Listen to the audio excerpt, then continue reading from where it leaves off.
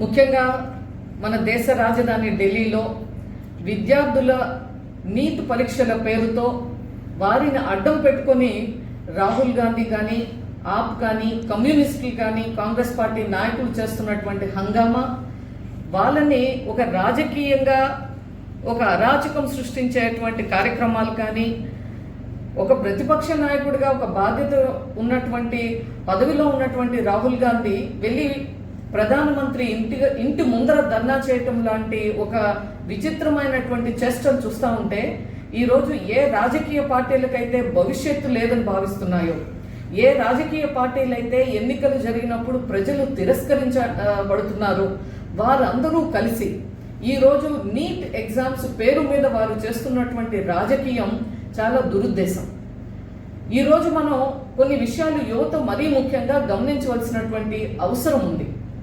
మన ప్రధానమంత్రి నరేంద్ర మోడీ గారు ప్రతి సందర్భంలోనూ ఈ దేశంలో ఉన్నటువంటి యువతకు కావలసినటువంటి అనేక అవకాశాలని కల్పించడంలో కానీ, విద్యా వ్యవస్థలో సమూలమైనటువంటి మార్పులు తీసుకురావటం కానీ, వారి భవిష్యత్తుకు కావలసినటువంటి పరిశ్రమలు, పెట్టుబడులు, స్టార్టప్ ఇండియా, ఎంఎస్ఎంఈ లాంటి అవకాశాలని కల్పించడం కానీ, వాళ్ళ యొక్క మేధోశక్తికి కావలసినటువంటి అనేక అవకాశాలని కల్పిస్తూ ఈ దేశంలో యువత సాధికారిత కాదు, మహిళా సాధికారిత కాదు, యువత led government, youth led government రావాలి, యూత్ లెడ్ గవర్నెన్స్ రావాలి, విమెన్ లెడ్ గవర్నెన్స్ రావాలి అని చెప్పి చేస్తున్నటువంటి పాలసీల యొక్క ఫలితమే ఈరోజు మన దేశంలో ఉన్నటువంటి యువత ఈ మధ్య కాలంలో గత నెల రోజులు తీసుకున్నా కూడా అనేక రకాలుగా విజయులుగా ముందుకెళ్తున్నటువంటి పరిస్థితి.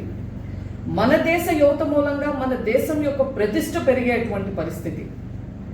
సైన్స్లో కానీ, బయోకెమిస్ట్రీలో కానీ, ఫిజిక్స్లో కానీ ఒలింపియాడ్లో గోల్డ్ మెడల్స్ సాధిస్తున్నటువంటి యువత ఒకవైపు ఉన్నారు.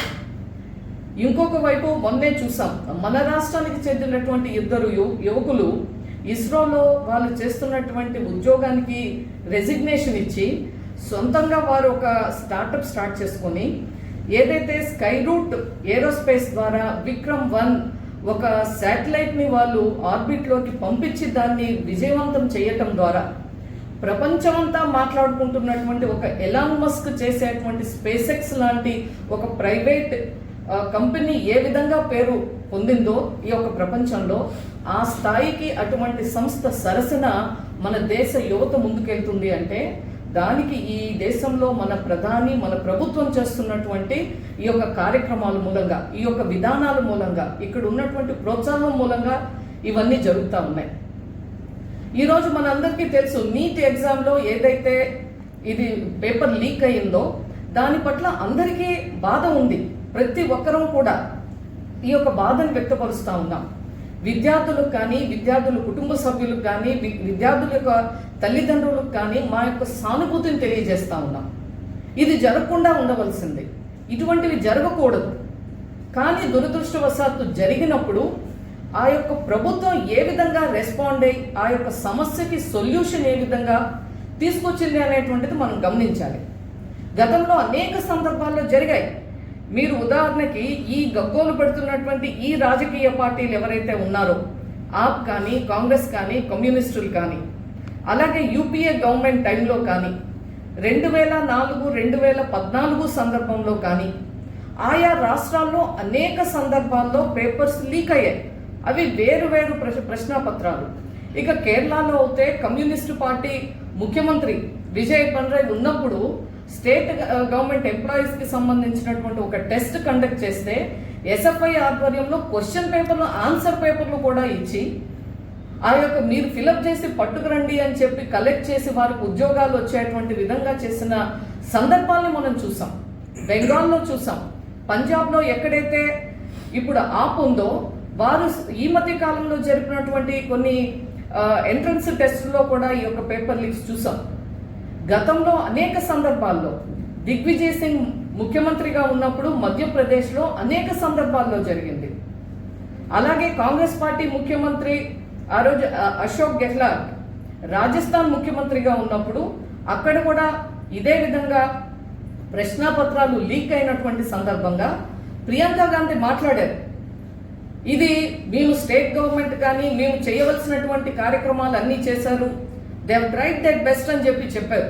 అయినప్పటికీ కూడా ఇది దేశంలో అనేక రాష్ట్రాల్లో జరుగుతూ ఉంది, ఇది జాతీయ సమస్య అని చెప్పి ఆమె మాట్లాడినటువంటి సందర్భం ఎవరు మర్చిపోలేదు ఈ దేశ ప్రజలు. కానీ ఈరోజు జరిగిన వెంటనే మీ అందరికి కూడా ఒక క్రొనాలజీ తెలియాలి, ముఖ్యంగా యువత తెలుసుకోవాలి. ఎందుకంటే ఇవాళ సోషల్ మీడియాలో కొద్దిమంది దీని మీద ఒక నెగిటివ్ క్యాంపెయిన్ చేస్తూ ఉన్నారు. మే 3వ తారీఖున నీట్ ఎగ్జామ్ జరిగింది. జరిగిన వెంటనే మనకు మే 7వ తారీఖున అంటే 3 రోజుల తరువాత ఈ యొక్క నేషనల్ టెస్టింగ్ ఏజెన్సీ ఉంది, ఎన్టీఏ అంటారు. ఎన్టీఏకి సమాచారం వచ్చింది కొన్ని దగ్గర ప్రశ్నాపత్రం లీక్ అయ్యింది అని చెప్పి. ఆ వెంటనే ఒక గ్రూప్ ఆఫ్ స్పెషల్ ఆఫీసర్స్తో ఒక గ్రూప్ పెట్టి ఎస్ఓజీకి వారికి ఒక కేసు బుక్ చేసి దాని మీద ఎంక్వైరీ జరపాలి అని చెప్పి మే 8వ తారీఖున వెంటనే మే 3 ఎగ్జామ్ జరిగితే మే 8కే ఎంక్వైరీ వేయటం జరిగింది. మే 12వ తారీఖున ఈ యొక్క నీట్ ఎగ్జామ్ ని రద్దు చేస్తున్నాము అని చెప్పి అఫీషియల్ గా చెప్పడం జరిగింది. మే 15వ తారీఖున ధర్మేంద్ర ప్రధాన్ గారు ప్రెస్ మీట్ పెట్టి క్షమాపణలు చెప్పి ఇది జరగకూడదు అని చెప్పి వారి యొక్క విచారాన్ని వ్యక్తపరిచి నీట్ ఎగ్జామ్ ని రద్దు చేస్తున్నాం కాబట్టి మళ్ళీ నీట్ ఎగ్జామ్ అతి త్వరలో పెడతాము అని చెప్పి జూన్ 21వ తారీఖున మళ్ళీ నీట్ ఎగ్జామ్ పెట్టడానికి డేట్ను కూడా అనౌన్స్ చేయడం జరిగింది. ఆ తర్వాత జూన్ 21వ తారీఖున మనందరికీ తెలుసు చాలా ప్రశాంతమైనటువంటి వాతావరణంలో పకడ్బందీగా నీట్ ఎగ్జామ్ జరిగింది. మల్టీ ఎన్క్రిప్టెడ్ ఫార్మాట్లో కంప్యూటర్ బేస్డ్ టెస్ట్ చేయటం జరిగింది, ఎగ్జామ్ జరపడం జరిగింది. దీని మూలంగా ఎటువంటి అవకాశం లేకుండా ఎటువంటి అవకతవకలకి జరగకుండా ఈ యొక్క ఎగ్జామ్ని కండక్ట్ చేయటం. ఆ తర్వాత మొన్న జూలై 16వ తారీఖున ఫలితాలు రావటం, విద్యార్థులందరూ కూడా చాలా సంతోషంగా వాళ్ళ నెక్స్ట్ లెవెల్ వాళ్ళ కెరియర్కి కౌన్సిలింగ్ కానీ యూనివర్సిటీస్ కానీ వాళ్ళ యొక్క అడ్మిషన్స్కి సంబంధించి వీరందరూ కూడా ఈవేళ ఆ యొక్క పరిస్థితిలో ఉన్నారు. దురదృష్టం జరిగింది, కానీ ప్రభుత్వం కూడా వెంటనే రెస్పాండ్ అయ్యి దానికి ఒక నైతిక బాధ్యత వహించి ఇవన్నీ కూడా కార్యక్రమాలు చేసింది. ప్రధానమంత్రి గారు అనేక సందర్భాల్లో చెప్పారు, యువత మాకు అత్యంత ప్రయారిటీ ఉన్నటువంటిది ఇవాళ ఈ దేశ యువత గురించి, దేశం యొక్క భవిష్యత్తు గురించి అని. ఈ యొక్క నీట్ ఎగ్జామ్సే కాదు, రాబోయే కాలంలో ఏ ఎగ్జామ్ అయినా సరే దాన్ని పారదర్శకంగా చాలా స్ట్రిక్ట్గా మేము జరుపుతాము అని చెప్పడం జరిగింది. ఇప్పటికే సిబిఐ ఎంక్వైరీకి ఇచ్చిన తర్వాత ఈ యొక్క నీట్ ఎగ్జామ్ పేపర్ లీక్లో ఎవరైతే బాధ్యులు ఉన్నారో వాళ్ళని 13 మందిని ఇప్పటికే అరెస్ట్ చేశారు సిబిఐ వారు. ఎంక్వైరీ జరుగుతుంది. ఇవాళ కూడా ప్రధానమంత్రి గారు దీని మీద స్పందిస్తూ ఫాస్ట్ ట్రాక్ కోర్టులను ఏర్పాటు చేయాలి, వీటికి సంబంధించి మీరు అవసరమైతే ప్రతిరోజు కూడా వాళ్ళని ట్రయల్ చేసి దీన్ని అత్యంత తక్కువ సమయంలో దీని మీద కేసుని నిర్ధారించాలి, దీనికి బాధ్యులు ఎవరైనా సరే ఎంత స్థాయి వారైనా సరే తగిన శిక్ష వెయ్యాలి అని చెప్పి కూడా ఇవాళ చెప్పడం జరిగింది. కానీ ఇవాళ చూస్తున్నాం, నిన్న మొన్న కాంగ్రెస్ పార్టీ మీరు ఇక్కడ ఒక పెద్ద ఫన్నీ ఆస్పెక్ట్ చూడాలి. అంటే ఈ యొక్క కాక్రోచ్ జనతా పార్టీ అని చేసేటువంటి ధర్నా వెనుక ఎవరు ఉన్నారు అనేటువంటిది. నిజంగా నీట్ విద్యార్థులు ఉన్నారా? నీట్ విద్యార్థుల పేరెంట్స్ ఉన్నారా? నీట్ విద్యార్థుల కుటుంబ సభ్యులు ఉన్నారా? లేరు వాళ్ళెవరు కూడా. ఆ యొక్క స్టేజ్ మీద మొన్న ధర్నా చేస్తే జంతర్ మంతర్లో అక్కడ ఎవరైనా ఈ విద్యార్థులు ఉన్నారా? వాళ్ళందరూ ఎగ్జామ్స్ ప్రిపేర్ అవుతున్నారు. గత 45 రోజులుగా వాళ్ళు ఎగ్జామ్స్ తర్వాత దీని మీద ఉన్నారు. వాళ్ళు నెక్స్ట్ వాళ్ళ భవిష్యత్తు గురించి వాళ్ళ పేరు మీద ఈ రోజు ఈ దేశంలో రాజకీయం జరుగుతూ ఉంది. వాళ్ళ పేరు మీద దేశ విద్రోహ శక్తులు వచ్చి మాట్లాడుతూ ఉన్నారు. కొద్దిమంది మొన్న మాట్లాడిన తీరు చూస్తూ ఉంటే విద్యార్థులు ప్రొటెస్ట్ చేయొచ్చు, విద్యార్థులు అనబడేటువంటి ఎవరైనా సరే ఈ దేశంలో ప్రజాస్వామ్యయుతంగా వారి యొక్క నిరసన తెలియజేయవచ్చు, అసంతృప్తిని తెలియజేయవచ్చు. కానీ లారీ నిండా అక్కడికి రాళ్ళు ఎలా వచ్చాయి? విద్యార్థులకి రాళ్ళు పంపించింది ఎవరు? రాళ్ళు సప్లై చేసింది ఎవరు? వాళ్ళని అక్కడ పోలీస్ వెహికల్స్ని ధ్వంసం చేయడానికి ఎవరు వాళ్ళని ప్రోత్సహించారు? వారి ముసుగులో ఎవరు చేస్తూ ఉన్నారు? ఇవాళ దేశ రాజధానిలో ఈ ఎవరైతే అభిజిత్ గుప్తే అని చెప్తున్నారో అతను గతంలో ఆప్కి ఒక కన్సల్టెంట్ కింద పనిచేశాడు. పంజాబ్ ఎలక్షన్స్ సమయంలో అఫీషియల్గా కూడా గుజరాత్ పేరు మీద ఉన్నటువంటి అకౌంట్ ఇతని పేరు మీదకి బదిలీ అయింది అనేటువంటి వార్తలు కూడా వస్తూ ఉన్నాయి. ఇవాళ దీని వెనుక అలాగే కాంగ్రెస్ పార్టీ, అలాగే కమ్యూనిస్టులు కలిపి ఈ యొక్క ఉద్యమం కృత్రిమంగా వీళ్ళు క్రియేట్ చేసి ఈ యొక్క ప్రభుత్వం మీద ఒక అపకీర్తి తెచ్చేలా, అలాగే ఇక్కడే కాదు దేశ విదేశాల్లో కూడా భారతదేశం పట్ల ఒక నెగిటివ్ ఇది పోర్ట్రే చేసేటువంటి విధంగా వీళ్ళు ఇతర దేశీయులతో కూడా కలిసినటువంటి సందర్భం, వాళ్ళు చాలా విచారకరమైనటువంటి సందర్భం ఈ దేశంలో కనపడతా ఉంది. నిన్న ఒక ఆప్ ఎంపీ చెప్తాడు, మేము ఇదంతా బాగా తయారు చేశాము, మొత్తం ఈ యొక్క యువతతో ఇదంతా చేస్తే కాంగ్రెస్ పార్టీ వాళ్ళు ఈ కార్యక్రమాన్ని హైజాక్ చేశారు, రాహుల్ గాంధీ మా కార్యక్రమాన్ని డిస్టర్బ్ చేసి తీసుకెళ్లి ప్రధానమంత్రి ఇంటి ముందర ధర్నా చేయడంతో మాది మొత్తం బ్యాక్ సీట్కి వెళ్ళింది అని చెప్పి. అంటే ఈ ఒక్కటి అర్థమవుతుంది, అంటే వాళ్ళ మధ్యలో ఎక్కడో మళ్ళీ సమన్వయం కుదరలా. ఈ యొక్క జాయింట్ వెంచర్లో ఆప్కి కాంగ్రెస్కి కుదరలేదు. ఎప్పుడైతే సంజయ్ సిన్హా అనే ఆప్ ఎంపీ చెప్పాడో, నిన్న రాహుల్ గాంధీ ప్రెస్ మీట్లో అడిగారు, సంజయ్ సిన్హా ఇలా అంటున్నాడు, మీ యొక్క దీని మీద మీ స్పందన ఏంటి అంటే, I don't know, I'm not concerned అంటున్నాడు. అంటే చూడండి దీని వెనుక ఎలాంటి రాజకీయం జరుగుతుంది అనేటువంటిది. ఈవేళ మన దేశంలో కావాల్సింది మనం ఈ మధ్య చూసాం, ఏదైతే స్కై రూట్ ఏరోస్పేస్, విద్యార్థులందరూ కూడా గమనించాలి. మీ భవిష్యత్తు కోసం నరేంద్ర మోడీ గారు ప్రధానమంత్రి, మన ప్రభుత్వం, ఈ యొక్క ప్రభుత్వం రాబోయే కాలానికి ఏం కావాలో అవన్నీ కూడా చేస్తూ ఉంది. మీరు ఇటువంటి వారి ఉచ్చులో పడకండి, ఇట్లాంటి వార్తల్ని నమ్మకూడదు. ఈరోజు యువత మీరు మనకు స్కై ఇస్ ది లిమిట్. మీకు ఎవరైతే పవన్ చందన్ లేదా నాగభరత్ ఆ ఇద్దరు కలిపి ఎవరైతే స్కై రూట్స్ ఏరోస్పేస్ స్టార్ట్ చేసి సక్సెస్ఫుల్గా ఉన్నారో వీళ్ళని మీరు స్ఫూర్తిగా తీసుకోండి, అలాంటి యువతని స్ఫూర్తిగా తీసుకోండి. అభిజిత్ గుప్తా లాంటి కాక్రోచ్ని కాదు మనం తీసుకోవాల్సింది స్ఫూర్తిగా.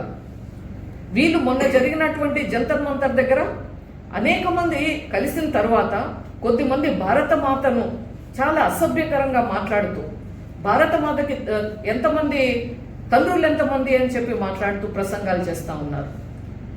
ఈ యొక్క నీట్ ఎగ్జామ్కి ఆర్టికల్ 370కి సంబంధం ఏంటి, అక్కడికి వచ్చి ఇస్తున్నటువంటి ప్రసంగాలు ఏంటి అంటే మనకు అర్థమవుతా ఉంది. వీళ్ళు నీట్ గురించి కానీ, విద్యా వ్యవస్థ గురించి కానీ, నీట్ విద్యార్థుల గురించి ఆలోచన చేయట్లేదు. ఇవాళ ఎవరైతే ఉన్నారో మాట్లాడుతున్నటువంటి రాహుల్ గాంధీ, ప్రియాంక గాంధీ లేదా ఇంకా మిగతా పార్టీల వాళ్ళు, మనకు ప్రజాస్వామ్యంలో మన దేశంలో అత్యున్నత స్థానం పార్లమెంట్. ఏదైనా చర్చ చేయాలి అంటే అంతకు మించిన స్థానం లేదు, అంతకు మించిన వేదిక ఉండదు. పార్లమెంట్లో చర్చ చేస్తే ప్రధానమంత్రులు ఉన్నారు, అందరు మంత్రులు ఉంటారు, అక్కడ మాట్లాడాలి. మీరు నిజంగా మీ దగ్గర ఇటువంటి భవిష్యత్తులో జరగకుండా ఉండటానికి ఏదైనా ప్రపోజల్ ఉంటే అది పెట్టాలి.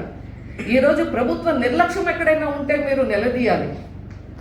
ఇదేమీ లేకుండా మొదటేమో అక్కడ చర్చ పెట్టమన్నారు, ఎప్పుడైతే మీరు ప్రాపర్ ఫార్మాట్లో మీరు నోటీస్ ఇవ్వండి అనగానే మాకు చర్చ వద్దు అని చెప్పి బయట రచ్చ చేస్తూ ఉన్నారు. మళ్ళీ ప్రభుత్వం చెప్పింది మేము చర్చ చేయడానికి సిద్ధంగా ఉన్నాము, చర్చకు రండి అంటే ఇప్పుడు కొత్తగా మళ్ళీ మంత్రి రాజీనామా చేయాలి, లేకపోతే ఇంకొకటి చేయాలి, మళ్ళీ కండిషన్స్. అంటే ఏంటి, వీళ్ళకు చర్చ జరిగితే వాళ్ళకి తెలుసు. ఇవాళ ఏ రాజకీయ పార్టీలు అయితే కాంగ్రెస్ కానీ, కమ్యూనిస్టులు కానీ, ఆప్ కానీ, వీళ్ళు చర్చ జరిగితే వాళ్ళ రాష్ట్రాల్లో, వాళ్ళ ముఖ్యమంత్రులు ఉన్నటువంటి రాష్ట్రాల్లో కానీ గతంలో వారి సమయంలో జరిగినటువంటి అవకతవకలన్నీ బయటకు వస్తాయి. ఈరోజు ఈ దేశ యువత కోసం ప్రభుత్వం చేస్తున్నటువంటి సక్సెస్ఫుల్ స్టోరీస్ అన్ని బయటకు వస్తాయి. కాబట్టి చర్చ జరగకూడదు అనేటువంటిది వాళ్ళ ఉద్దేశం.